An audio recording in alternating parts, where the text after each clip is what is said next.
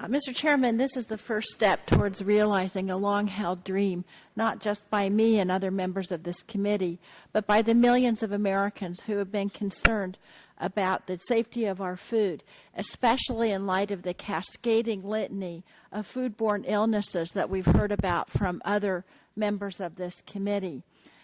We've had a dozen oversight hearings and also legislative hearings. We've had bills dropped by many members of Congress for many years, and I'm so excited under your leadership and the leadership of Chairman Waxman and Chairman Dingell that we're finally on the verge of enacting comprehensive food safety legislation. The most important thing about this bill is it would be a definitive statement by this committee and this Congress that food safety is a priority in the United States of America. I want to highlight two of the sections of this bill, and I want to thank you and Mr. Dingell and others and Mr. Stupak for including the provisions of my two bills in this draft mark, because they're critically important in the future to assuring safe food for everybody. The first one is traceability. As you know, Mr. Chairman, I've been working on these traceability issues for many, many years. And when I first started, people said it couldn't be done.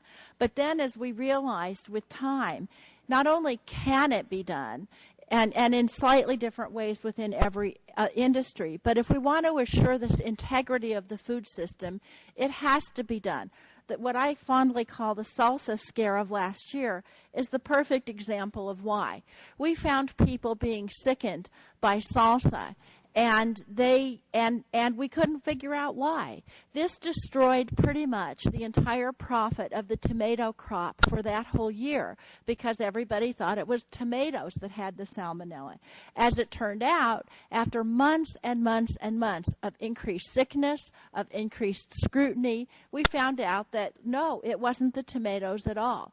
It was jalapenos, and they were from Texas. And what I've found out is that we can go to this particular sector of the field and find those jalapenos, and we can do it quickly.